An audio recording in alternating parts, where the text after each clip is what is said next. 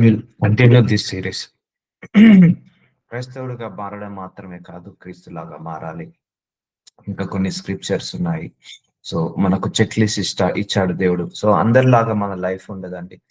క్రైస్తవుడు అంటే ఓర్పుతో ఉండాలి, సహనంతో ఉండాలి. క్రైస్తవుడు అంటే నీతితో, నిజాయితీతో, పరిశుద్ధతతో, పవిత్రతతో ఉండాలి. భరించగలిగే గుణం ఉండాలి, భారం మోయగలిగే గుణం ఉండాలి, దీర్ఘశాంతము కలిగి ఉండాలి, రెండో రాకడ కోసం కనిపెట్టుకొని ఉండాలి. అన్నిటికంటే అందరికంటే దేవుణ్ణి ఎక్కువగా ప్రేమించాలి. తన వల్లే తన పొరుగు వారిని ప్రేమించాలి. ఇవి నిజమైన క్రైస్తవుడి యొక్క లక్షణాలు. ఎవరి దగ్గర నుంచి ఏమి ఆశించని వాడు నిజమైన క్రైస్తవుడు. దేవుడి దగ్గర నుంచి ఆశించాలి. సో నిజమైన క్రైస్తవుడి యొక్క లక్షణాలు అన్ని వేళలా దేవుడి మీద ఆధారపడాలి, మనుషుల మీద ఆధారపడకూడదు. సో ఇలాంటి చెక్ లిస్టులు దేవుడు మనకిచ్చాడు. ఒక్కొక్క లోపాన్ని మనం సరి చేసుకుంటూ లాస్ట్ కు క్రీస్తు స్వరూపం లాగా, క్రీస్తు లాగా మారడమే దేవుడి యొక్క చిత్తం ఉంది.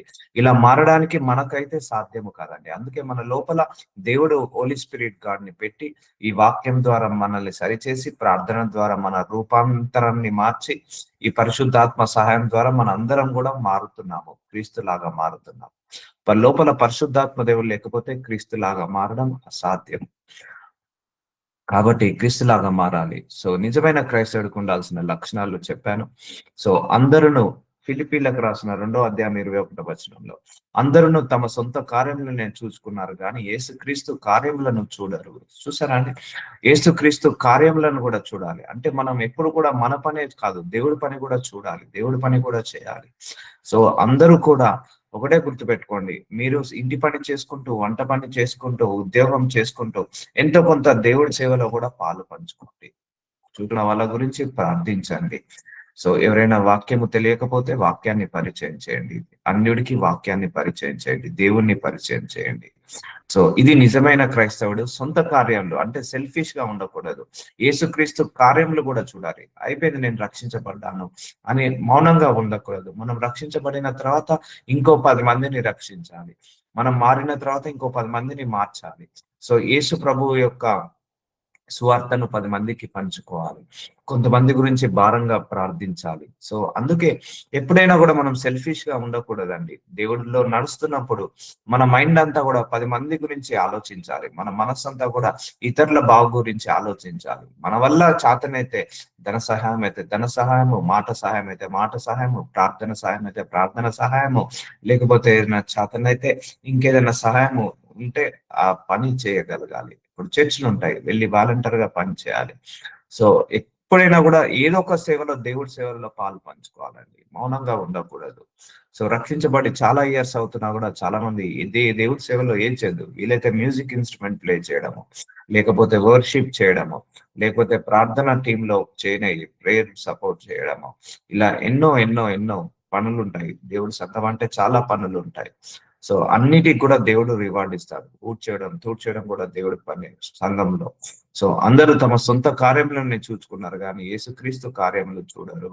సో చూడాలి, నిజమైన క్రైస్తవుడు దేవుడి కోసం ఏదో ఒకటి చేయాలి అన్న తాపత్రయం. ఇదన్నీ కాకుండా కూడా కనీసం ఫైనాన్షియల్ సపోర్ట్ అన్నా చేయాలి. అది కూడా దేవుడి కార్యం చేసినట్టే. సో ఏదైనా ప్రేయర్ మీటింగ్స్ కి ఫైనాన్షియల్ సపోర్ట్ చేస్తే దేవుడు సాయం చేసినట్టే, మాట సాయం చేస్తే దేవుడికి సేవ చేసినట్టే, లేకపోతే ప్రార్థన సాయం చేస్తే దేవుడికి సేవ చేసినట్టే. సో అలా ఉంటుందన్నట్టు. సో ఇప్పటి నుంచి నిజమైన క్రైస్తవుల యొక్క లక్షణం involve in the God's work. దేవుడి పనిలో కూడా మీరందరూ కూడా ఇన్వాల్వ్ కావాలి. అతని యోగ్యత మీరు ఎరుగుదురు. ఫిలిప్పీలకు రాసిన 2వ అధ్యాయం 22వ వచనం. తండ్రికి కుమారుడు ఎలాగా సేవ చేయను, అలాగే అతడు నాతో కూడా సువార్త వాక్యము నిమిత్తము సేవ చేశాను. సో సేవలో పాలు పంచుకోవాలి. నిజమైన క్రైస్తవుడు లేదు అని అనకుండా, కాదు అనకుండా, ఎక్కడ సేవ ఉంటే అక్కడ వెళ్ళి పని చేయాలి, సేవలో పాలు పంచుకోవాలి. సో తండ్రికి కుమారుడు ఎలాగా సేవ చేయను. సో ఇప్పుడు తండ్రికి కుమారుడు సేవ చేసుకోవడానికి వచ్చాడు. సో మనందరం కూడా మౌనంగా ఉండకుండా దేవుణ్ణి సేవించాలండి. ఇప్పుడు ఒక సంఘం ఉంది, ఆ సంఘంలో ఎంతో ఎంతో ఎంతో మ్యాన్ పవర్ కావాల్సి ఉంటది. ఆ మ్యాన్ పవర్ కోసం మనము కూడా ఒక చేయాలి, నిస్వార్థంగా వెళ్ళి పని చేసి రావాలి. అలాగే అతడు నాతో కూడా సువార్త వ్యాపకము నిమిత్తము సేవ చేశాను. సువార్తను ఏం చేయాలి? నువ్వు స్ప్రెడ్ చేయాలి. నిజమైన క్రైస్తవుడు మౌనంగా ఉండడండి. నిజమైన క్రీస్తు మౌనంగా ఉండడు. ఇప్పుడు యేసుప్రభువారు మౌనంగా ఉన్నాడా? తండ్రిని మహిమపరచాడా? మౌనంగా ఉన్నాడా? సువార్త ప్రకటించాడా? సువార్త ప్రకటించాడు. సో మనము కూడా సువార్త ప్రకటించాలి. అంటే నిజమైన రక్షకుణ్ణి పరిచయం చేయడమే సువార్త. నిజమైన దేవుణ్ణి పరిచయం చేయడమే సువార్త. నిమిత్తము సేవ చేశాను. కావున ఎఫెసీయులకు రాసిన 5వ అధ్యాయం 1వ వచనం, కావున మీరు ప్రియులైన పిల్లల వలె దేవుని పోలి నడుచుకొనుడి. చూసారా అండి? ప్రియులైన పిల్లల వలె దేవుని పోలి నడుచుకొనుడి. మనం ఇక we are no more belongs to us అండి. మనము మనలాగా ఉండకూడదు. మనము దైవ స్వరూపంలోకి మారాలి. దేవుడిలాగా మారాలి. దేవుడి ఆత్మలాగా మనము మార్పు చెందాలి, రూపాంతరము చెందాలి. సో మీరు ప్రియులైన పిల్లల వలె దేవుని పోలి నడుచుకోవాలి. మనందరం ఏంటిది? We are belongs to God. ఒకటే గుర్తుపెట్టుకోండి, మనం belongs to God only. We are not belongs to anybody else in the world. ఈ వరల్డ్ లో మనము ఎవరి సంబంధులం కాదు, దేవుడి సంబంధులమే. కాబట్టి దైవతత్వాలతో, దైవ లక్షణాలతో, దైవ గుణాలతో, దైవ సహనముతో, దైవ ఓపికతో మనం కూడా నింపబడాలి. సో ఎప్పుడైతే నువ్వు దేవుడి పోలికను నడుస్తావో అప్పుడే నిన్ను క్రీస్తు అంటారండి. దేవుని పోలికలు చొప్పున నడపకపోతే అప్పుడు నువ్వు క్రీస్తు అనబడవు, క్రైస్తవుడు అనబడవు. ఖాళీగా టైటిల్ పెట్టుకున్నట్టే. అందుకే క్రైస్తవుడు అని టైటిల్ పెట్టుకోవడం కాదు, నేను జీసస్ క్రైస్ట్ ని నమ్ముకుంటున్నానని టైటిల్ పెట్టుకోవడం కాదు. దానికి తగ్గట్టుగా తల వంచాలి, దానికి తగ్గట్టుగా నల్లగొట్టుకోవాలి, దానికి తగ్గట్టుగా ఓపికతో ఉండాలి, దానికి తగ్గట్టుగా సహనంతో ఉండాలి, దానికి తగ్గట్టుగా మంచితనంగా, మానవత్వంగా, నీతిగా, నిజాయితీగా ఉండాలి. దానికి తగ్గట్టుగా బిహేవ్ చేసినప్పుడే నువ్వు దేవుని పోలి నడుచుకున్నవాడు అవుతావు. సో క్రీస్తు మిమ్మును ప్రేమించి పరిమళ వాసనగా ఉండు మన కొరకు తన్ను తానే దేవునికి అర్పణగా బలిగాను అప్పగించుకోనేను.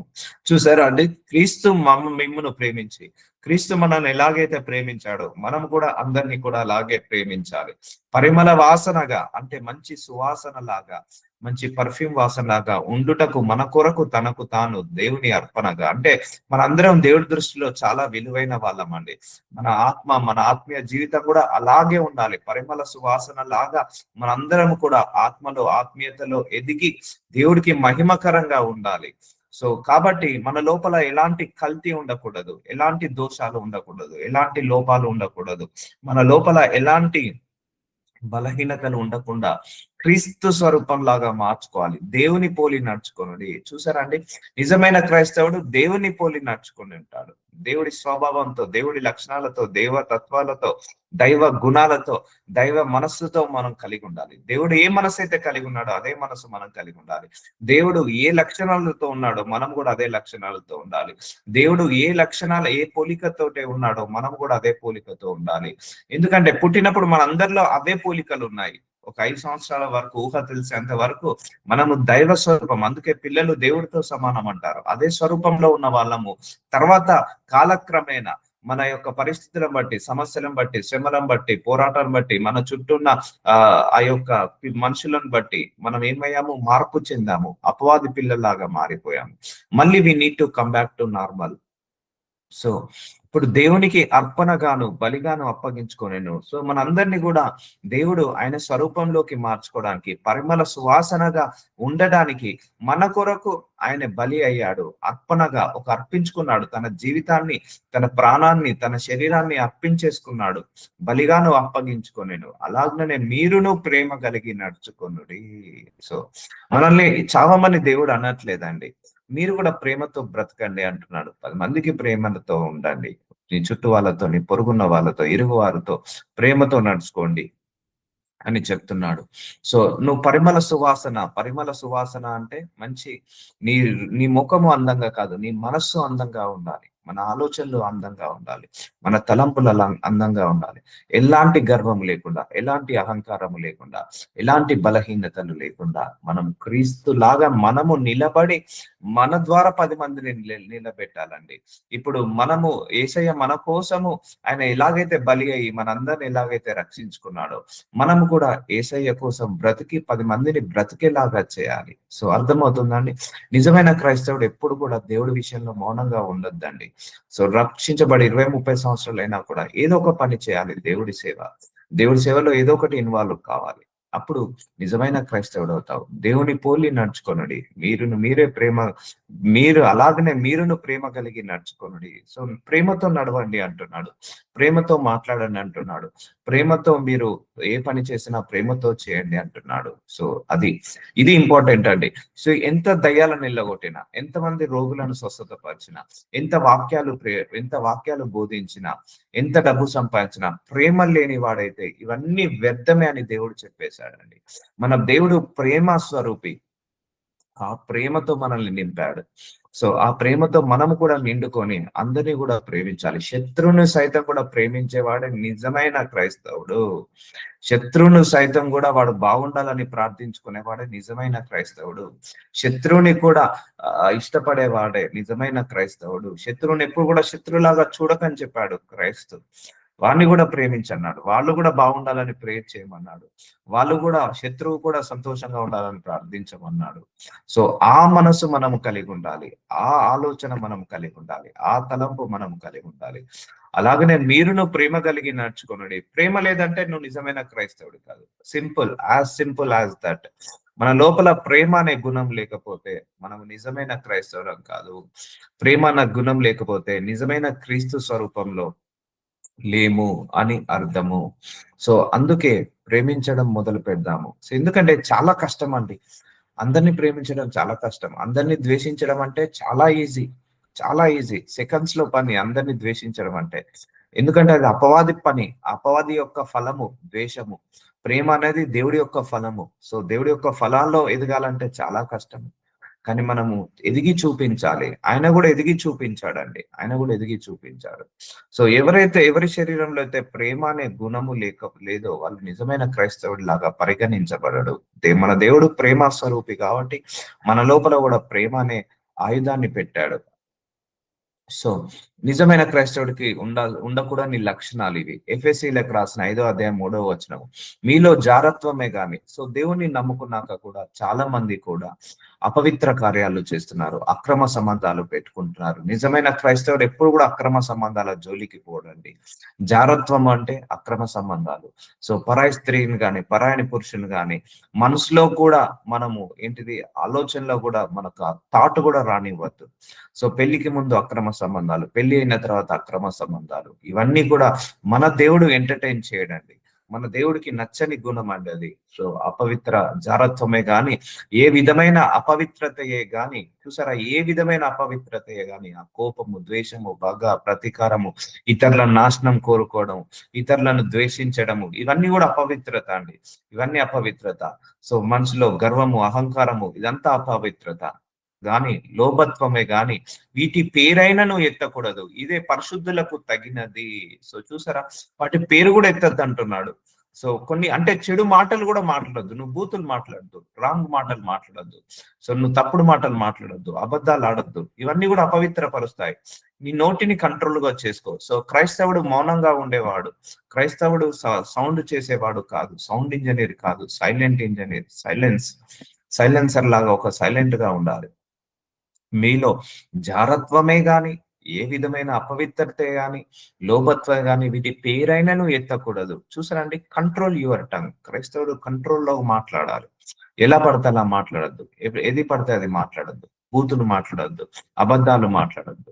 సో నీకు మాట్లాడడం ఇష్టం లేకపోతే మాట్లాడడం ఆపే, కానీ ఎలా పడితే అలా. మనం ఎన్ని మాటలు మాట్లాడితే అన్ని దోషాలు ఉంటాయట అండి. బైబిల్లో సెలవిస్తుంది, అన్ని దోషాలు ఉంటాయి. సో ఏ పేరైనా కూడా ఎత్తకూడదు అంటున్నాడు. ఇదే పరిశుద్ధులకు తగినది. చూసారా, మనందరం కూడా పరిశుద్ధ జనాంగము, పరిశుద్ధ సహవాసము.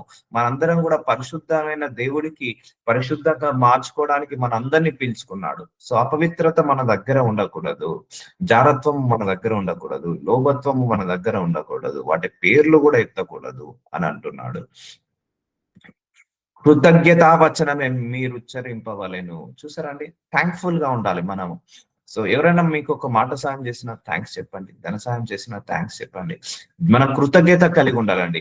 మనము ఒకరికి సహాయం చేస్తే చేసిన క్షణమే మరిచిపోవాలి.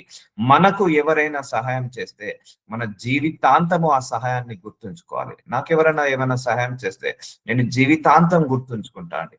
కానీ నేను ఎవరికైనా సహాయం చేస్తే చేసిన క్షణమే మర్చిపోతా. సో మనం చేసిన సహాయం ఎప్పుడు కూడా 10 మందికి చెప్పుకోకూడదు. మనం చేసిన సహాయం ఎప్పుడు కూడా 10 మందికి తెలియకూడదు. సో టైం వచ్చినప్పుడు అదే బయటపడుతుంది. కాబట్టి నువ్వు ఎవరికైనా సాయం చేస్తే చెప్పుకోకు. నీకెవరైనా సాయం చేస్తే నువ్వు జీవితాంతం మర్చిపోకు. అందుకే కృతజ్ఞత వచనమే మీరు ఉచ్చరింపవలెను. సో మన నోట్లో కృతజ్ఞతనే ఉండాలి, థ్యాంక్స్ గివింగే ఉండాలి. ఎప్పుడైనా థ్యాంక్స్ గివింగ్ చాలా ఇంపార్టెంట్ అండి. సో నిజమైన క్రైస్తవుడు ఎప్పుడైనా థ్యాంక్ఫుల్ గా ఉంటాడు. తన బంధువుల దగ్గర, స్నేహితుల దగ్గర, సహాయం చేసిన వాళ్ళ దగ్గర, కాపరి దగ్గర, దేవుడి దగ్గర always we should become a thankful. So అలా తగ్గించుకొని కృతజ్ఞత వచనమే మీరు ఉచ్చరింపవలెను గాని మీరు బూతులైనను చూసారండి. బూతులు మాట్లాడేవాడు నిజమైన క్రైస్తవుడు కాదు. పోకిరి మాటలనే నేను పోకిరి మాటలు ఉంటాయి కదా, చిల్లర మాటలు, చిల్లంగి మాటలు, ఇలాంటివి మాట్లాడకూడదు. ఒక డిసిప్లిన్ గా మాట్లాడాలండి. మనం మాట్లాడే మాట ఒక ఆని ముత్యాల్లాగా ఉండాలి. మనం మాట్లాడే మాట ముత్యాలు రత్నాలు రాలినట్టుగా ఉండాలి. మనం మాట్లాడే మాట చాలా ప్యూర్ గా ఉండాలి. చాలా వింటాంటే వినబుద్ధి కావాలి. మనం మాట్లాడే మాటలో వింటాంటే వినబుద్ధి కావాలి. అలాంటి మంచి మాటలు మాట్లాడాలి. బూతులు మాట్లాడకూడదు, పోకిరి మాటలు మాట్లాడకూడదు, సరసోక్తులనైనను ఉచ్చరింపకూడదు. కొంతమంది జోకులేసి నవ్వుతుంటారు. సరసోక్తులు అంటే వాళ్ళు మనం లేనప్పుడు, రెండో పర్సన్ లేనప్పుడు మూడో పర్సన్ మీద జోకులు వేయడం, మూడో పర్సన్ లేనప్పుడు నాలుగో పర్సన్ మీద జోకులు వేయడం. సో ఇతరుల మీద జోకులేసి వాళ్ళు ఆనందాన్ని పొందుకుంటారు. ఇతరుల లోపాల మీద జోకులేసి ఆనందాన్ని పొందుకుంటారు. సో సరసోక్తులైనను ఉచ్చరింపకూడదు, ఇవి మీకు తగ్గవు. చూసారండి, క్రైస్తవుడికి ఇవి తగ్గవు. క్రైస్తవుడు అనేవాడు బూతులు మాట్లాడకూడదు, పోకిరి మాటలు మాట్లాడకూడదు, సరసోక్తులు ఉచ్చరింపకూడదు. ఇవన్నీ కూడా మనకు తగ్గినవి కాదు. ఎప్పుడు కూడా కృతజ్ఞతా వచనంలే పలకాలి. కొంతమంది నోరు తెరిస్తే చాలు అబద్ధాలు, నోరు తెరిస్తే చాలు కథలు అల్లడము. సో లేని మాటలన్నీ కూడా పుట్టించద్దు. ఎప్పుడు కూడా లేని మాటలు పుట్టించడం, నిందలు వేయడం, అవమానపరచడం, కించపరిచి మాట్లాడడం, తగ్గించి మాట్లాడడం, ఇవన్నీ కూడా క్రైస్తవులకు తగ్గినది కాదండి. అందుకే క్రైస్తవుల లైఫ్ చాలా డిసిప్లిన్ లైఫ్. డిసిప్లిన్ గా ఉండండి, చాలా బాగుంటదండి. మాటలలో డిసిప్లిన్, ప్రవర్తనలో డిసిప్లిన్, పంచువాలిటీ, డిసిప్లిన్, అలాగే కుటుంబంలో డిసిప్లిన్, మినిస్ట్రీలో డిసిప్లిన్. ఒక డిసిప్లిన్ మన ముఖము చూడగానే తెలియాలి, ఎస్ ఇది ఈజ్ ఎ జీసస్ క్రైస్ట్ ను పోలి ఉన్నాడు, జీసస్ క్రైస్ట్ ఈయన లోపల నివసించున్నాడని 10 మంది సాక్ష్యము చెప్పులాగా మనము నడుచుకోవాలి. అర్థమవుతుందండి. That is very very important for us. మనందరికీ కూడా ఇవన్నీ కూడా చాలా ఇంపార్టెంట్ అయిన ప్రవర్తన. సో క్రైస్తవుడు ఇప్పుడు ఏం కలిగి ఉండాలి? ప్రవర్తన కలిగి ఉండాలి, మంచి ఉద్దేశాలను కలిగి ఉండాలి, మంచి తలంపులను కలిగి ఉండాలి. సో మన మాట తీరు, మన ఆలోచించే విధానము, మన నడిచే నడక, చూసే చూపు, మన మన యొక్క నడవడిక, పడక అన్ని కూడా ఒక డిసిప్లిన్ లో ఉండాలండి. ఎలా పడితే అలా బ్రతకదు. ఒకటే గుర్తు పెట్టుకోండి, ఈ భూలోకంలో కుక్క బ్రతుకుతుంది, నక్క బ్రతుకుతుంది, గాడిద బ్రతుకుతుంది, పంది బ్రతుకుతుంది, జంతువులన్నీ బ్రతుకుతున్నాయి, చేపలు బ్రతుకుతున్నాయి, అలాగే మనుషులు బ్రతుకుతున్నారు. సో మనకు వాటికి డిఫరెన్స్ ఏంటి అది గమనించాలి. ఇతరుల మనుషులకు మనకు డిఫరెన్స్ ఏంటి? అన్యులు కూడా బ్రతుకుతున్నారు, సో వాళ్ళకు మనకు డిఫరెన్స్ ఏంటిది? సో వాళ్ళు బ్రతికినట్టుగా మనం బ్రతకకూడదు. సో జంతువులాగా మనం బ్రతకకూడదు. ఇంతమంది మనుషులలో మనం ఒక యూనిక్ గా ఉండాలి, మనం ఒక సపరేట్ లాగా ఉండాలి, మనం ఒక స్వరూపం, దేవుడి యొక్క స్వరూపం లాగా ఉండాలి. కాబట్టి ఇవన్నీ కూడా మీరు మాట్లాడొద్దండి. బూతులు మాట్లాడద్దు, పోకిరి మాటలు, సరసోక్తులేనను ఉచ్చరింపకూడదు, ఇవి మీకు తగినది. అందుకే నువ్వు మాట్లాడే మాటల్లో కూడా ఆత్మీయత ఉండాలి. మాట్లాడే మాటల్లో కూడా ఒక ప్రేమతో మాట్లాడాలి, ఆత్మీయతంగా మాట్లాడాలి. యాక్టింగ్ చేయొద్దు. మళ్ళా నీ మనసులో ఏది ఉంటుందో అదే ప్యూరిటీగా ఉండాలి. సో నువ్వు మనసులో ప్యూర్ గా ఉన్నప్పుడు నీ నోటి మాటలు ప్యూర్ గా ఉంటాయి. నీ మనసు కల్తీ అయినప్పుడు నీ నోటి మాటలు కూడా కల్తీ అవుతాయి. అందుకే మన మనసులో ప్యూర్ తో ఉండాలి, ప్యూరిటీగా ఉండాలి అని కోరుకోవాలి ఎప్పుడైనా కూడా. సో మన నోటి మాటలను బట్టి కూడా మన నిజమైన క్రైస్తవుడా కాదా అని మనం గుర్తించవచ్చు. సో అందుకే ఇవన్నీ కూడా ఉచ్చరింపకూడదని అంటున్నాడు. లోభత్వం ఉండకూడదు. చాలా మంది దేవుని నమ్ముకొని డ్రగ్స్ తీసుకోవడం, దేవుని నమ్ముకొని చెడు మాటలు మాట్లాడడం, దేవుని నమ్ముకొని ఏంటిది సినిమాలకు, షికారులకు వెళ్ళడము, ఇవన్నీ కూడా చేయకూడదు అని చెప్తున్నాడు.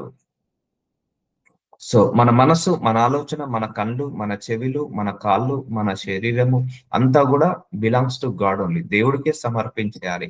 ఈ శరీరము దేవుడి కోసమే వాడబడాలి. ఈ శరీరము దేవుడి కోసమే ఉంచబడాలి. ఈ శరీరము దేవుడిది కాబట్టి దేవుడికి అప్పగించుకోవాలి మన శరీరాన్ని. కానీ ఆ మందు లిక్కర్ కి అప్పగించుకోకూడదు. ఆ యొక్క వ్యభిచారానికి అప్పగించుకోకూడదు. పోకిరి మాటలు, సరసోక్తులు, బూతులకు అప్పగించకూడదు ఈ శరీరాన్ని. ఇవన్నీ కూడా క్రైస్తవుడు అనే వాడికి తగ్గవు. సో వ్యభిచారి అయినను చూసారండి, వ్యభిచారము దేవుడికి అస్సలు ఇష్టం ఉండదండి. వ్యభిచారం అంటే దేవుడికి అస్సలు ఇష్టం ఉండదు. ఇప్పుడు చాలా మంది ఈజీగా అయిపోయింది. ఎక్కువగా క్రైస్తవులలోనే వ్యభిచారం ఎక్కువ అయిపోయింది. డైవర్స్ ఎక్కువ అయిపోయాయి. సో వ్యభిచార అయినను, అపవిత్రుడనైనను, విగ్రహారాధికుడైనను. సో అపవిత్రంగా ఉండకూడదు. క్రైస్తవుడు అనేవాడు పవిత్రంగా ఉండాలి. క్రైస్తవుడు అనేవాడు పరిశుద్ధంగా ఉండాలి. క్రైస్తవుడు అనేవాడు నీతిగా ఉండాలి, నిజాయితీగా ఉండాలి. సో వ్యభిచారం చేసేవాడు క్రైస్తవుడు కాదు, క్రీస్తుని పోలి నచ్చిన వాడు కాదు. సో అపవిత్రుడైనను, విగ్రహారాధికుడైనను. సో దేవుడికి ఇంకొకటి నచ్చంది విగ్రహారాధన. ఈ రెండు విషయాలలో ఒకటే అండి, విగ్రహారాధన ఆయనకు నచ్చదు. ఈ ఏంటిది, ఇవి అక్రమ సంబంధము, వ్యభిచారము, ఈ రెండు విషయాలంటే ఆయనకు చాలా చాలా అసహ్యము. ఎంటర్టైన్ చేయడు. లోబి అయినను, క్రీస్తు యొక్క దేవుని యొక్క రాజ్యముకు హక్కుదారుడు కాడు. చూసారండి, క్రీస్తు యొక్క రాజ్యమునకు హక్కుదారుడు కాడు. ఎవరు? పోకిరి మాటలు మాట్లాడే వాళ్ళు, బూతులు మాట్లాడే వాళ్ళు, సరసోక్తులు ఉచ్చరించే వాళ్ళు, వ్యభిచారం చేసేవాడు, అపవిత్రైన వాడు, విగ్రహారాధన చేసేవాడు, లోబి అయిన వాడు క్రీస్తు యొక్క దేవుని యొక్క రాజ్యమునకు హక్కుదారుడు కాడును. సంగతి మీకు నిశ్చయముగా తెలియను. సో ఇలాంటి వాళ్ళు పరలోక రాజ్యానికి వెళ్ళలేరు. అర్థమవుతుందండి? నువ్వు ఎప్పుడైతే క్రీస్తు స్వరూపంలోకి మారుతావో అప్పుడే నువ్వు ఎత్తబడే గుంపులో ఉంటావు. ఇప్పుడు మనం క్రైస్తవుడిగా ఉన్నాం. ద్వేషంతో, పగతో, ప్రతీకారంతో, వ్యభిచారంతో, అపవిత్రతో చేస్తున్నవాడు ఎప్పుడు కూడా వాడు నిజమైన క్రీస్తు అన్నాడు దేవుడి యొక్క రాజ్యానికి హక్కుదారుడు కాడని నిశ్చయంగా తెలియదు. సో చూసారండి, నిశ్చయంగా ఇప్పుడు నేను దేవుని నమ్ముకున్నాము, ఆయన వ్యభిచారం చేస్తున్నాడు, రేపు రెండో రాకడ సమయంలో ఎత్తబడే గుంపులో ఉంటాడంటే ఉండడు. దేవుని నమ్ముకొని వ్యభిచారం చేస్తున్నవాడు. అందుకే చాలా మంది రాంగ్స్ పెట్టి, నువ్వు దేవుని నమ్ముకుంటే చాలు పరలోకానికి వెళ్తావు. నీ దేవుని నమ్ముకోగానే పరలోకాన్ని కాదు, దేవుని నమ్ముకున్న తర్వాత ఆ దేవుడి యొక్క పోలిక చొప్పున నడిచే వాడే పరలోకానికి వెళ్తాడు. అందుకే పిలువబడ్డ వాళ్ళు అనేక మందులు, ఎన్నుకోబడ్డ వాళ్ళు కొంతమంది. ఇప్పుడు ఎంతమంది క్రైస్తవులు నమ్ముతున్నారో వాళ్ళందరూ కూడా పరలోక రాజ్యానికి వెళ్ళరు. ఎవరైతే ఇలా డిసిప్లిన్ గా ఉంటారో, ఎవరైతే, ఇక నేను చెప్పట్లేదు, ఇక్కడ వాక్యం అదే చెప్తుంది, క్రీస్తు యొక్కయు దేవుని యొక్కయు రాజ్యమునకు హక్కుదారుడు కాడు. ఇప్పుడు అర్థమవుతుందా అండి? ఇప్పుడు దేవుని నమ్ముకొని వ్యభిచారం చేస్తున్నా అయినా కూడా నేను పరలోకానికి వెళ్తున్నా అంటే నువ్వు భ్రమలో ఉన్నావు, భ్రమలో ఉన్నావు, భ్రమలో ఉన్నావు. నేను దేవుని నమ్ముకొని కూడా విగ్రహారాధన చేస్తా అటు ఇటు అయినా దేవుడు వచ్చిన పరలోకానికి వెళ్తా అంటే భ్రమలో ఉన్నావు, నరకం అనే భ్రమలో ఉన్నావు. సో నువ్వు నరకానికి వెళ్ళడానికి ద్వారంలో ఓపెన్ అయ్యాయి. కాబట్టి సో క్రీస్తు స్వరూపము, క్రీస్తు పోలిక చొప్పున నడిచిన వాళ్ళే, దేవుని నమ్మిన తర్వాత వాళ్ళే పరలోక రాజ్యానికి హక్కుదారుడు అవుతారు. సో పరలోక రాజ్యంలో క్రీస్తు యొక్క మహిమ చొప్పున మనం వెళ్ళగలుగుతాము. అందుకే ఇవన్నీ కూడా మనకు తగినవి కాదు. అందుకే మనకు చాలా చెక్ లిస్ట్లు ఇచ్చాడండి. అందుకే మనం ప్రార్థించాలి, అయ్యా మీరు ఎన్ని వాగ్దానాలు పెట్టారో, మాకు ఎన్ని కండిషన్స్ పెట్టారో అవన్నీ కూడా మేము నెరవేర్చే శక్తిని దయచేనైనా, వాటన్నిటి ప్రకారము నడిచే శక్తిని మాకు దయచే ప్రభు అని ప్రార్థించుకోవాలి. సో చాలా బాగుంటదండి, క్రీస్తుని పోలి నడుచుకుంటే చాలా బాగుంటదండి, చాలా బాగుంటది. కొత్తలో నాకు చాలా ఇబ్బంది అనిపించింది, కానీ అది అలా తగ్గించుకున్న కొద్దీ, ఇంకా మనము ఆయన స్వరూపంలోకి మారుతున్న కొద్దీ, మన లోపల గర్వాన్ని, అహంకారాన్ని తీసుకేసుకున్న కొద్దీ, మన లోపల అట్లీస్ట్ ఒక గాడ్స్ ప్రజెన్స్ ఉంటదండి. మన శరీరంలో దేవుడి యొక్క ప్రత్యక్షత ఉంటదండి. ఆ తగ్గించుకోవడం వల్ల, ఆ పొగరు తీసుకోవడం వల్ల, ఆ గర్వము తీసేసుకోవడం వల్ల, అహంకారం తీసుకోవడం వల్ల, ప్రేమతో ఆప్యాయతో మాట్లాడడం వల్ల, ఓపికతో సహనంతో ఉండడం వల్ల, మన లోపల ఆ క్రీస్తు లక్షణాలు వచ్చినప్పుడు నీ శరీరం అంతా కూడా ఎలా ఉంటుందంటే ఒక తేలికగా ఉంటుంది. ఒక దేవుడి యొక్క రూపము నీ లోపల కనపడుతుంది, దేవుడి యొక్క స్వరూపము నీ లోపల కనపడుతుంది. సో కాబట్టి ఆయన స్వరూపంలోకి మారాలి. సో ఇలా అపవిత్ర కార్యాలు చేసిన, విగ్రహారాధన చేసిన, లోభత్వము చేసిన, వ్యభిచారము చేసినా కూడా పరలోక రాజ్యానికి వెళ్ళలేరు. సో మళ్ళీ చెప్తున్నాను, మనం ఎప్పుడైతే క్రీస్తు స్వరూపంలోకి ట్రాన్స్ఫర్మ్ అవుతామో అప్పుడే ఎత్తబడే గుంపులో అలా మనము నిలబడతాము. ఎప్పుడు క్రీస్తు పోలిక. రేపు ఆయన వచ్చినప్పుడు మనం ఆయనకు మ్యాచ్ కావాలి, మనం ఆయనకు మ్యాచ్ కావాలి. ప్రేర్ చేసుకోండి, రేపు వచ్చినప్పుడు నేను నీతో మ్యాచ్ కావాలి. ఇప్పుడు చెప్తున్నాను కదా, ఒక వివాహం జరిగే ముందు పెళ్లి చూపులు జరుగుతాయి కదా, అప్పుడు పెళ్లి కుమారుడు వస్తాడు పెళ్లి కూతుర్ని చూడడానికి. అప్పుడు ఆయన మ్యాచ్ అవుతుందా లేదా, నా మాటల తీరుకు మ్యాచ్ అవుతుందా, నా యొక్క మనసుకి మ్యాచ్ అవుతుందా అని చెప్తున్నారు కదా. అట్లా అయితేనే ఓకే, ఈ అమ్మాయి నాకు మ్యాచ్ అవుతుంది అంటేనే పెళ్లి చేసుకుంటాడు. అలాగే we should match to Jesus Christ. అందుకే ఈ రోజు నుంచి మీ మైండ్ సెట్ ఒకటే, నేను జీసస్ కి మ్యాచ్ అవుతున్నాను లేదా, రేపు ఆయన వధువులాగా వరుడు లాగా వచ్చినప్పుడు నేను మచ్చలేని వధువులాగా ఉన్నానా లేదా అని గ్రహించుకుందాము అందరం కూడా. ఇదే నాలో కూడా చాలా లోపాలు ఉన్నాయి, ఇంకా బలహీనతలు ఉన్నాయి, ఇంకా మార్చుకుంటున్నాను, ఇంకా ఇది నెవర్ ఎండ్ అండి. ఈ మార్పు అనేది మన తుది శ్వాస వరకు ఇది మారుస్తూనే ఉండాలి. మనము తుది శ్వాస వరకు మనం దేవుణ్ణి సాటిస్ఫై చేస్తూనే ఉండాలి. నువ్వు ఎంత తగ్గించుకున్నా, ఎంత మార్చుకున్నా దేవుడు ఇంకొకటి తక్కువగా ఉందంటాడు, ఇంకా కొన్ని మార్చుకోవాలంటాడు, ఇంకా కొన్ని కండిషన్స్ పెడతాడు. సో అది మన మంచికే, ఆయన పెట్టే కండిషన్స్ అన్ని కూడా మంచికే. ఆ ధర్మశాస్త్రం మన మంచికే అండి, ఆయన వాక్యము మన మంచికే అండి. చాలా మంది ధర్మశాస్త్రాన్ని చూస్తే భయపడతారు. భయం ఎందుకు? తప్పు చేయని వాడికి ధర్మశాస్త్రం ఎప్పుడు కూడా భయమే పుట్టదు. తప్పు చేసేవాడికి ఆ ధర్మశాస్త్రము, తప్పు చేయాలన్న ఆలోచన వచ్చేవాడికి ఆ ధర్మశాస్త్రము భయమేస్తుంది. సో కాబట్టి నువ్వు తప్పు చేయాలన్న ఆలోచన లేనప్పుడు, నేను క్రీస్తులాగా బ్రతుకున్నప్పుడు నాకు ధర్మశాస్త్రం ఒక పరిమళ సువాసన లాంటిదండి. నాకు ధర్మశాస్త్రం చాలా ఇష్టం అండి. అన్ని కండిషన్స్ ఏ మానవుడు రాయలేడండి, పాయింట్ టు పాయింట్ రాశాడు ఆ నిర్గమ కాండంలో, ద్వితీయోపదేశ కాండంలో. ఆయన మనిషి ఎలా బ్రతకాలి, ఎలా బ్రతకకూడదు, ఎలా మాట్లాడాలి, ఎలా మాట్లాడకూడదు, ఎవరిని వివాహం చేసుకోవాలి, ఎవరితో ఉండాలి, ఎవరితో ఉండకూడదు. సో అన్ని కూడా పాయింట్ టు పాయింట్ ఏ మానవుడు కూడా రాయలేడండి, అంత డెప్త్ గా రాశాడండి. ఐ లైక్ వల్ల నాకు ధర్మశాస్త్రం చాలా ఇష్టము, చాలా కంటెంట్ ఉంది అందులో. అలా బ్రతుకుతే చాలండి. ఈ లోకమంతా కూడా ఈ ధర్మశాస్త్ర ప్రకారము, క్రీస్తు ప్రకారం బ్రతుకుతే ఈ గొడవలుండయి, కొట్లాటలుండయి, అల్లర్లుండయి, ద్వేషాలుండయి, పగలుండయి, ఒక దేశం మీద ఒక దేశానికి యుద్ధము జరగదు. ఇది క్రీస్తు యొక్క చిత్తము. కానీ రాను రాను క్రీస్తు స్వరూపం కంటే అపవాది స్వరూపంలోకి వెళ్తున్నారు చాలా మంది కూడా. ఈవెన్ దేవుణ్ణి నమ్ముకొని కూడా ఇవో వ్యభిచారం చేస్తున్నారు, అపవిత్రత చేస్తున్నారు, ఆ విగ్రహాలకు వెళ్ళిపోతున్నారు. వీళ్ళందరూ కూడా మళ్ళీ పరలోక రాజ్యానికి వెళ్ళలేరు. అందుకే డోంట్ డెలివర్ రాంగ్ కంటెంట్. చాలా మంది నువ్వు నమ్ముకో పరలోకానికి వెళ్తావు అంటున్నారు, కానీ నమ్ముకున్న తర్వాత ఎలా బ్రతకాలో గైడ్ చేయట్లేదు చాలా మంది. సో గైడ్ చేయాలి, ఇలా బ్రతకాలండి, ఈ లైన్ లో బ్రతకాలి. మనదంతా ఒక లైన్ గీశాడు యేసయ్య, ఒక గీత గీసి ఆ గీత మీదనే నడవమని చెప్పాడు. ఒక అడుగు అటు పడొద్దన్నాడు, ఒక అడుగు ఇటు పడొద్దన్నాడు. ఒకవేళ తెలుసో తెలియక పడితే క్షమిస్తాడు, కానీ తెలిసి చేయొద్దు ఏ తప్పైనా కూడా. సో కొన్ని తప్పులు మనకు తెలియకుండా జరుగుతాయి, బట్ ఫర్గివ్నెస్ ఉంటది. తెలిసి కూడా చేయొద్దు మన తప్పులు కూడా. అందుకే మన అడుగు స్ట్రైట్ గా నడవాలండి, అటు పక్కన ఇటు పక్కన నడవకూడదు. మన చూపు కూడా స్ట్రైట్ గా ఉండాలి. అంటే మనం మాట్లాడే విధానం, మన ఆలోచించే విధానం అంతా కూడా స్ట్రైట్ ఫార్వర్డ్ గా ఉండాలి. మనసులో ఒకలాగా, బయట ఒకలాగా, లేకపోతే లోపల ఒకలాగా, మనసులో ఒకలాగా అలా ఉండకూడదు మనం. సో కష్టమే, కానీ ప్రాక్టీస్ చేద్దాము. So end of the day మన అల్టిమేట్ గోల్ ఏంటిది? ఆయన రాజ్యంలో మనం అందరం నిలబడాలండి, అంతే. నువ్వు ఎన్ని చారిటీలు చేసినా, నువ్వు ఎన్ని లక్షల మందికి వాక్యము బోధించినా, ఎంతమంది దయ్యాలను ఎల్లగొట్టినా, ఎంతమంది రోగులను స్వస్థతపరిచినా, అది ముఖ్యము కాదు. కానీ ఇన్ని చేసి కూడా నువ్వు పరలోకానికి వెళ్ళకపోతే ప్రాబ్లము. సో అందుకే మనందరి అల్టిమేట్ గోల్ ఆయన రాజ్యంలో నివసించాలి. That is the highest priority మనకు. డబ్బు సంపాదించాలని కాదు, లేకపోతే వందల ప్రేయర్ మీటింగ్ పెట్టి వేల మందిని దయాలను, అపవిత్రాత్మలను వెళ్ళగొట్టాల కంటే నీ అల్టిమేట్ గోలు నీతిగా, నిజాయితీగా, క్రీస్తు స్వరూపంలో నడుచుకొని, ఆయన పోలిక చొప్పున నడుచుకొని పరలోక రాజ్యానికి వెళ్ళడమే గొప్ప ఉద్దేశంగా పెట్టుకోవాలి. ఇప్పుడు ఒక దైవ సేవకుడు ఉన్నాడు, 50 సంవత్సరాల నుంచి దేవుడి సేవ చేశాడు, కానీ రేపు రెండో రాకడ సమయంలో ఎత్తబడే గుంపులో లేకపోతే వృధా అది. నిజంగా మనందరం ఎత్తబడే గుంపులో లేకపోతే ఇక వ్యర్థమేగా, జీవితమే వ్యర్థము. సో అందుకే ప్రే ఫర్ ఇట్. ఆ రెండో రాకడ సమయానికి సిద్ధపడాలి. అందుకే మొన్న చెప్పాడు దేవుడు, ఎవరైతే రెండో రాకడ సమయం రావాలని కోరుకుంటాడో వాడే నిజమైన క్రైస్తవుడు. ఎవరైతే పరలోక రాజ్యంలో నివసించాలని కోరుకుంటాడో వాడే నిజమైన క్రైస్తవుడు. ఎవరైతే ఆ రెండో రాకడ సమయంలో ఎత్తబడే గుంపులో ఉండాలని ప్రిపేర్ అయి ఉంటాడో వాళ్ళే నిజమైన క్రైస్తవుడు అని దేవుడు చెప్పాడు.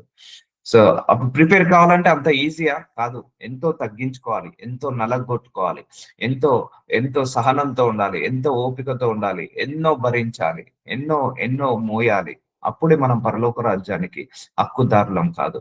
మన సొంత అలవాట్లను మానుకోవాలి, సొంత ఇష్టాలను మానుకోవాలి, దేవుడి యొక్క ఇష్టం ఏంటిదో తెలుసుకోవాలి, దేవుడి యొక్క అలవాట్లు ఏంటిదో తెలుసుకోవాలి, దేవుడి యొక్క మాట తీరేంటిదో అన్ని తెలుసుకొని దాని ప్రకారంగా దాని పోలిక చొప్పున మనం నడవాలి. చూసారా అండి, దేవుని యొక్క రాజ్యమునకు హక్కుదారుడు కాడు, మనందరినీ కూడా ఆయన రాజ్యంలో నిలబెట్టడానికి పిలుచుకున్నాడు. కాబట్టి మనందరం కూడా ఆ ర్యాప్చర్ గురించి ప్రేయర్ చేసుకొని అక్కడికి వెళ్ళాలి. చెప్తున్నా కదా, నువ్వు 100 కోట్లు సంపాదించావు, నీతిగా ఉన్నావు, పరిశుద్ధంగా ఉన్నావు, లేకపోతే నువ్వు ఎన్నో 50 సంవత్సరాల నుంచి సేవ చేశావు, లేకపోతే ఎంతో మంది దయ్యాలను నిలగొట్టావు, ఎన్నో రోగులను స్వస్థతపరిచావు, ఎన్నో ప్రవచించావు, కానీ రేపు రెండో రాకడ సమయంలో ఆ ఎత్తడ పడే గుంపులో లేకపోతే మాత్రం నువ్వు సంపాదించిన సంపాదన వృధా, మనం చేసిన సేవ వృధా, మనం మాట్లాడిన మాటలు అన్ని కూడా వృధా అవుతాయి. కాబట్టి obey to word of God, obey to God only. మనం దేవుణ్ణి ఏంటిది ఒబే అవుదాం, భయభక్తులతో కలిగి ఉందాం. దేవుడు అంటే భయభక్తులు చాలా ఇంపార్టెంట్ అండి. దేవుడు అంటే భయభక్తులు ఉండాలి, చాలా భయభక్తులు ఉండాలి. సో అందుకే ఆ భయభక్తి లేకపోనే మనిషి విచ్చలవిడిగా తయారవుతాడు. భయభక్తులు లేకపోతేనే, దేవుడు అంటే భయము లేకపోతేనే, భక్తి లేకపోతేనే మనిషి దారి తప్పిపోతాడు, అన్యాయాలకు, అక్రమాలకు, మోసాలకు బలి అవుతా అంటాడు. అదే ఫియర్ ఆఫ్ గాడ్ ఉంది అనుకోండి, అమ్మో నా దేవుడి దగ్గర నుంచి నాకు పనిష్మెంట్ వస్తుంది, నేను భయపడద్దు అని మనము తగ్గించుకుంటాము, మనం మార్చుకుంటాము. అందుకే ఫియర్ ఆఫ్ గాడ్, దేవుడు అంటే భయభక్తులు ఉన్నవాడే నిజమైన క్రైస్తవుడు. సో ఆ ఫియర్ ఆఫ్ గాడ్ ని మనం నేచర్ ని డెవలప్ చేసుకోవాలి. వ్యర్థమైన మాటల వలన ఎవడు మిమ్మల్ని మోసపరచనీయకుడి. చూసారండి, వ్యర్థమైన మాటలు చెప్తారు, కళ్ళబోర్లు మాటలు, లేకపోతే గ్యామ్లింగ్ మాటలు, లేకపోతే వేరే డిఫరెంట్ గా మాట్లాడేసి మిమ్మల్ని మోసపరచని. ఒకడు మనల్ని మోసం చేశాడంటే అది వాళ్ళ తప్పు, కానీ రెండోసారి, మూడోసారి, నాలుగోసారి కూడా మోసం చేయబడ్డాము అంటే అది మన తప్పు. అందుకే జాగ్రత్తగా ఉండమంటున్నాడు. వ్యర్థమైన మాటల వలన ఎవడు మిమ్మల్ని మోసపరచనీయకుడి. సో మోసపోవద్దు అని బైబిల్ సెలవిస్తుంది. అందుకే ఎవరైనా మనల్ని మోసం చేస్తే అది ఒక్కసారి మోసపోయామంటే అది వాళ్ళ తప్పు, పదే పదే పదే పదే మనం మోసపోతున్నామంటే అది మన తప్పు. ఇట్టి క్రియల వలన దేవుని ఉగ్రత అవిద్యుతులైన వారి మీదికి వచ్చును. చూసారా, వ్యర్థమైన మాటలు మనం పలకద్దండి. మనం ఎన్ని మాటలు ఎక్కువగా మాట్లాడితే అన్ని దోషాలు ఉంటాయి, అన్ని దోషాలు ఉంటాయి. అబద్ధపు మాటలు, వ్యర్థమైన మాటలు, సరసోక్తులమైన మాటలు. సో క్రైస్తవుడు అనేవాడు ఏంటిదండి, నోరు కంట్రోల్లో పెట్టుకోవాలి ఎప్పుడైనా కూడా. నిజమైన క్రైస్తవుడు నోరు కంట్రోల్లో పెట్టుకుంటాడు. నిజమైన క్రైస్తవుడు కానివాడు నోరుని పారేసుకుంటాడు. నోరుని ఎప్పుడు పారేసుకోవద్దండి. అందుకే నోటి దూల అంటారు కదా, అది ఉండకూడదు మనిషికి. ఆ నోటి దూల అనేది ఉండకూడదు ఎప్పుడు కూడా. నోరు పారేసుకోవద్దు ఎప్పుడు కూడా. ఏది పడితే అది మాట్లాడద్దు, ఎలా పడితే అలా మాట్లాడద్దు, జోకులు చేయొద్దు, సరసోక్తులుగా మాట్లాడద్దు. ఇవన్నీ మనము నేచర్ లో అలవాటు అయిపోయినాయి భూమి మీద ఉండి. అందుకే స్ట్రిక్ట్ గా ఉండాలండి. మనం మాట్లాడే మాటలు కూడా చాలా పొదుపుగా మనం డబ్బును ఎలాగైతే పొదుపుగా వాడుతామో మన నోటి మాటలు కూడా పొదుపుగా మాట్లాడాలి. ఎందుకంటే నరాలు లేని నాలుక ఏది పడితే అది మాట్లాడుతుంది, ఎటంటే అటు ట్విస్ట్ అవుతుంది. ఇప్పుడు ఒక విమానం నడిపే వాడికి ఒక స్టీరింగ్ ఎలాగో, లేకపోతే ఒక బస్సు డ్రైవర్ కి స్టీరింగ్ ఎలాగో, ఆ యొక్క స్టీరింగ్ ఎలాగో మన నాలుకే కూడా మన శరీరానికి ఒక స్టీరింగ్ లాంటిది. ఇప్పుడు బస్సు నడిపే వాడికి కుడి వైపుకి వెళ్ళాలన్నా స్టీరింగ్ తిప్పుతాడు, ఎడమ వైపుకి వెళ్ళాలన్నా స్టీరింగ్ తిప్పుతాడు, పైలట్ అయినా స్టీరింగ్ తోటే కంట్రోల్ చేస్తాడు. ఆ ఎంటైర్ బస్సుని ఆ ఒక్క స్టీరింగ్ తో, కారు కానీ బస్సు కానీ ఒక స్టీరింగ్ తోటే కంట్రోల్ అవుతుంది. ఎంటైర్ బస్సుని కంట్రోల్ చేస్తాడు. ఆ స్టీరింగే లేకపోతే ఆ బస్సు నడవదు. అలాగే మనోడు కూడా, మన శరీరంలో మన నాలుకే కూడా ఒక స్టీరింగ్ లాంటిదే. కారుకి, బైక్ కి, లేకపోతే లారీకి ఉన్న స్టీరింగ్ ఎలా ఇంపార్టెంటో మన నోటికి, మన శరీరానికి కూడా ఈ యొక్క నాలిక స్టీరింగ్ లాంటిది. జాగ్రత్తగా వాడాలి, ట్విస్ట్ చేయద్దు, ఎలా పడితే అలా. కొంతమంది 2 నాలుకలు కాదు 20 నాలుకలు ఉంటాయి. కొంతమంది ఏం మాట్లాడతారో అర్థం తెలియదు. కొంతమంది ఎన్ని అబద్ధాలు మాట్లాడతారో తెలియదు. కొంతమంది సానుభూతి కలగాలని మాట్లాడతారు, కొంతమంది విమర్శిస్తారు, దూషిస్తారు. అలా నాలుకను జాగ్రత్తగా వాడాలండి. ట్విస్ట్ చేయొద్దు, ఎట్లా పడితే అలా ట్విస్ట్ చేయొద్దు. 2 నాలుకల మనిషిలాగా మనం ఎప్పుడు ఉండకూడదు. 2 నాలుకల 2 మాటలు ఉండకూడదు, ఒకటే మాట ఉండాలి. నీ మాట అవునంటే అవును, కాదంటే కాను. ఇది కాక నువ్వు ఏది మాట్లాడినా కూడా దుష్టు నుండి వచ్చిందని యేసయ్య చెప్పాడు. సో ఇట్టి క్రియల వలన దేవుని ఉగ్రత అవిధులైన వారి మీదికి వచ్చును. ఎట్టి క్రియల వల్ల, వ్యర్థమైన మాటల వల్ల. సో అందుకే control your tongue, control your eyes, control your mind, control your mind set, control your emotions, control your feelings, control your words. అందుకే నోటి దూల అనేది తగ్గించుకోవాలి ఎప్పుడైనా కూడా, కంట్రోల్ చేసుకోవాలి. లేకపోతే అది మనకు చాలా ప్రమాదాన్ని తీసుకొస్తుంది. సో నిజమైన క్రైస్తవుడు ఇప్పుడు చూడండి, యేసుప్రభు వారు తక్కువ మాట్లాడాడు, ఎక్కువ పని చేశాడు. దేవుడి సేవలో ఆయన మాట్లాడింది తక్కువ. ఆయన మాటలన్నీ కూడా బోధనలే అండి. ఆయన మాట్లాడిన ప్రతి మాట కూడా ఒక బోధన. ఆయన ఆయన ఏది పడితే అది మాట్లాడలేదు. ఎలా పడితే అలా మాట్లాడలేదు. ఆయన మాట్లాడే ప్రతి మాట కూడా ఒక బోధన లాగా మాట్లాడాడు. టీచింగే. ఆయన మాట్లాడిన మాటలన్నీ కూడా టీచింగే. ఒక పరిశుద్ధంగా ఎలా ఉండాలి, నీతిగా ఎలా ఉండాలి, నిజాయితీగా ఎలా ఉండాలి, అలా బ్రతికాడండి. సో ఎందుకంటే మనము బాగా జాగ్రత్తగా యేసయ్యను గమనించాలండి. మార్కు సువార్త, మత్తయి సువార్త, లూకా సువార్త, యోహాను సువార్తలో యేసయ్య ఎలా బ్రతికాడో జాగ్రత్తగా గమనించండి. నెక్స్ట్ టైం బైబిల్ చదివేటప్పుడు ఆయనను గమనించండి. ఎలా బ్రతికాడు, ఎలా మాట్లాడాడు, ఏ టైంలో కోపం తీసుకొచ్చుకున్నాడు, ఏ టైంలో కోపాన్ని తగ్గించుకున్నాడు, ఏ టైంలో ఆ సిచ్యువేషన్ నుంచి ఎస్కేప్ అయ్యాడు. ఒక సందర్భంలో అందరూ ఆయనను కొట్టడానికి వస్తే ఆయన ఎస్కేప్ అయిపోతాడు అక్కడి నుంచి. సో ఆయనను వెంబడించండి. ఈ 4 సువార్తలు జాగ్రత్త నెక్స్ట్ టైం బైబిల్ చదివేటప్పుడు జాగ్రత్తగా చదవండి. నూతన నిబంధన, లూకు, మార్కు, జాన్, ఈ 4 చాప్టర్స్ లో యేసు ప్రభు వారు ఉంటారు. ఆయన ఎలా డీల్ చేశాడు సిచ్యువేషన్ ని, ఆయన ఎలా మాట్లాడాడు సిచ్యువేషన్ ని, ఏం బోధించాడు, ఆయన ఏదైతే బోధించాడో అది చేసేసాడండి. ఆయన ఏదైతే చేశాడో అదే బోధించాడు, ఏదైతే బోధించాడో అదే చేసేసాడు. సో ఆయనను గమనించండి ఎలా బ్రతికాడో. నేను అబ్జర్వ్ చేశానండి, ఆ 4 చాప్టర్ లో చాలా అబ్జర్వ్ చేశాను. అందుకే I will follow the Christ only. నేను ఏ ట్రెడిషన్ ఫాలో కాను, ఏ వర్డ్ ఆఫ్ గాడ్ ఫాలో కాను. ఓకే, యేసు ప్రభువారు ఇలా గ్రామాలకు వెళ్ళాడు, పట్టణాలకు వెళ్ళాడు, ఆయన ఏంటిది రోగులను స్వస్థతపరిచాడు. సో అలా అంటే మందిలోకి వెళ్ళాడు, ఆయన జనాలలోకి వెళ్ళి సేవ చేశాడు. సో నాకు కూడా అలాగే నచ్చింది. నాకు కూడా జనాలలోకి వెళ్ళి సేవ చేయడం చాలా ఇష్టం. ఆ ఊరికి, ఈ ఊరికి, ఈ గ్రామానికి, ఆ గ్రామానికి, అక్కడ ఉన్న రోగులను స్వస్థతపరచడం, అపవిత్రాత్మలను ఎల్లగొట్టడం. సో అలా ఇష్టం. ఆయన రాత్రంతా ప్రార్థన చేసుకునేవాడు. నాకు నచ్చింది. నాకు కూడా రాత్రంతా ప్రార్థన చేసుకోవడం చాలా ఇష్టం. సో ఆయన శత్రువుని కూడా ప్రేమించాడు. ఓకే, నేను కూడా ట్రై చేస్తా. ఒకప్పుడు నాకు ఆ గుణం లేకుండే. శత్రువు అంటే శత్రువే, వాడు పెద్ద శత్రువే, చనిపోయే వరకు. ఇప్పుడు ఆ శత్రువుని కూడా ప్రేమించడం మొదలు పెట్టాడు. సో నేను కూడా అలాగే ట్రై చేస్తా. ఒక దగ్గర కూడా ఆయన ఏంటిది ఒకరిని విమర్శించలేదు, ఒకరి మీద చాడీ చెప్పలేదు. సో నేను కూడా ఒకరిని విమర్శించదు, ఒకరి గురించి చాడీలు చెప్పద్దు. సో అలా. So observe Jesus Christ in the 4 chapters. ఆయన ఎలా నడిచాడో, ఎలా బ్రతికాడో ఆయన చూపించడానికే వచ్చాడు భూలోకానికి. ఆయన ఒక మాదిరిలాగా మనందరికీ చూపించడానికి వచ్చాడు. ఓకే, నేను పెట్టిన కండిషన్స్ మీకు నచ్చట్లేదు, మీరు చేయలేకపోతున్నారు కదా, నేను కూడా రక్త మాంసంలో పుట్టి నేను కూడా మీ అందరికీ చూపిస్తాను అని చూపించి, ఒక మాదిరిలాగా చూపించి మనందరికి కూడా ఆయన వెళ్ళాడు. కాబట్టి we should follow the Jesus Christ only. ఏ దైవజనుని కూడా ఫాలో కాకండి, ఈవెన్ నన్ను కూడా ఫాలో కాకండి. Just follow the Jesus Christ only. నీకే బుక్ ఇచ్చాడు, నీకే బైబిల్ ఇచ్చాడు, చదువుకో, అర్థం చేసుకో, అర్థం చేపియమని దేవుణ్ణి అడగండి. అందుకే మనందరం కూడా ఎవరి మీద ఆధారపడద్దండి, దేవుడి మీదనే ఆధారపడాలి. మీరు కూడా నా మీద ఆధారపడద్దు, నేను మీ మీద ఆధారపడద్దు. మీరైనా నేనైనా దేవుడి మీదనే ఆధారపడాలి. మనందరం దేవుడికే కనెక్ట్ అయి ఉండాలి, దేవుడితోటే ఉండాలి. ఆయన స్వరూపంలోకి మారాలి, ఆయన రూపంలోకి మారాలి, ఆయన నిజాయితీలోకి మనం మారాలి అని కోరుకోవాలి. అందుకే వ్యర్థమైన మాటల వలన ఎవడు మిమ్మల్ని మోసపరచనీయకుడి. సో మోసపోవద్దు, ఎప్పుడైనా కూడా అలర్ట్ గా ఉండాలి. గనుక మీరు అట్టి వారితో పాలివారై ఉండకూడదు. సో నీ సర్కిల్ కూడా ఎలా ఉండాలి? నీతిమంతులతో, పరిశుద్ధులతో. ఒక మోసగాడితో నువ్వు ఫ్రెండ్షిప్ చేసావా, నువ్వు కూడా మోసవాడికి అవుతావు. ఒక ఇడియట్ తో ఫ్రెండ్షిప్ చేసావా, మనం కూడా ఇడియట్ అయిపోతాం. ఒక నీతిమంతుడితో ఫ్రెండ్షిప్ చేస్తే మనము నీతిమంతుడు అవుతాం. అందుకే ఒక నీతిమంతుడు, ఒక పరిశుద్ధుడు, ఒక పవిత్రుడు, ఒక నిజాయితీ పరుడు భూలోకంలో ఎవరైనా ఉన్నారు అంటే అది one and one only our Jesus Christ only.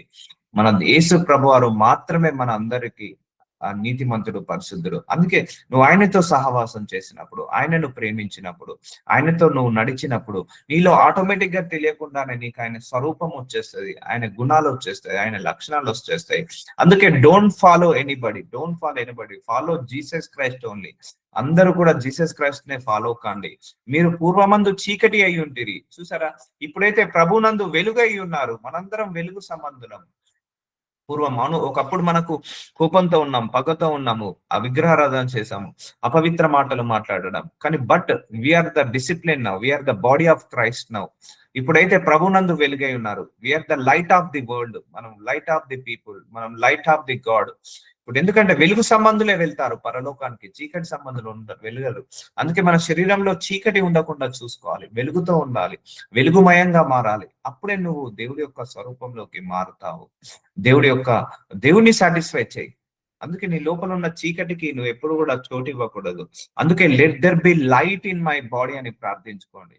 So బైబిల్లో కూడా దేవుడు పలికిన మొట్టమొదటి మాట, నువ్వు వెలుగు కమ్మని పలకగా వెలుగాయను. బైబిల్లో దేవుడు పలికిన మొట్టమొదటి మాట వెలుగే. అందుకే మనం కూడా ప్రవచించుకోవాలి, నా కుటుంబంలో వెలుగు వచ్చును గాక, నా శరీరంలో వెలుగు వచ్చును గాక, నా గృహంలోకి వెలుగు వచ్చును గాక, నాకున్న సమస్తము వెలుగుమయంగా మారును గాక, నేను 100 మందికి వెలుగుగా మారును గాక అని ఇలా మాట్లాడండి, ప్రవచించుకోండి, వెలుగుని ప్రవచించుకోండి, వెలుగు అయిపోతుంది. సో ఎవరైతే తప్పుడు మాటలు మాట్లాడతారో, ఎవరైతే అబద్ధాలు మాట్లాడతారో, ఎవరైతే పోకిరి మాటలు, సరసూక్తుల మాటలు, ఎవరైతే ఆ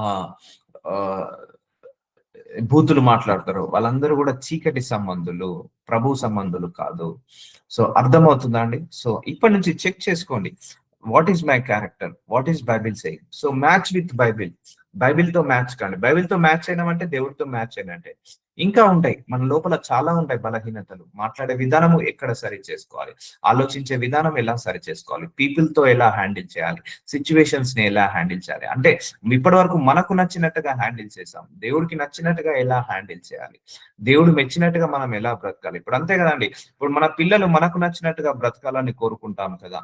అమ్మో వాళ్ళ పిల్లలు కూడా, అమ్మో నేను వేరే వాళ్ళ చాక్లెట్ తింటే మా మమ్మీ తిడుతుంది, అమ్మో వేరే వాళ్ళ పెన్సిల్ తీసుకొచ్చుకుంటే దొంగతనం చేస్తే మా నాన్న కొడతాడు అని, ఇలా వాళ్ళ భయంతో భక్తితో ఉన్నప్పుడు మనం కూడా ఒక భయముతో ఒక భక్తితో ఉండాలి. అమ్మో ఈ పని చేస్తే నా దేవుడికి నచ్చదు, ఈ మాట మాట్లాడితే నా దేవుడు మెచ్చడు అన్నట్టుగా మనం మారాలి. సో ఒకప్పుడు మనము అన్ని తప్పులు, పొరపాట్లు, పాపాలు, దోషాలు చేసిన వాళ్ళమే. అలానే మన లైఫ్ అక్కడికే ఆగిపోకూడదు, అలాగే కంటిన్యూ కాకూడదు. ఒకప్పుడు చీకట్లో ఉన్న వాళ్ళము ఇప్పుడు వెలుగులాగా మారాలి. ఒకప్పుడు బలహీనులుగా ఉన్నాము, ఇప్పుడు బలవంతులుగా మారాలి. ఒకప్పుడు తప్పులు, పొరపాట్లు, పాపాలు, దోషాలు చేసిన వాళ్ళము వాటన్నిటిని తగ్గించుకొని ఒక రోజు 0 కావాలి. అందుకే 0% యాటిట్యూడ్, 0% ఈగో, 0% ప్రైడ్, 0% ప్రౌడ్, 0% ఏట్రేడ్, 0% ఎన్వియింగ్, ఇవన్నీ కూడా 0% కి రావాలండి. అర్థమవుతుందండి? ఆ కోపము 0% కి రావాలి, ఆ దీర్ఘశాంతము 100% లో ఉండాలి. సో అలాగే ఆ పగ, ప్రతీకారము, ఆ పగబట్టడము, ఇవన్నీ కూడా 0% కి రావాలి. సో ద్వేషంతో ఉండడం 0% కి రావాలి. గర్వము 0% తో ఉండాలి. ఓపిక 100% ఉండాలి. సహనము 100% ఉండాలి.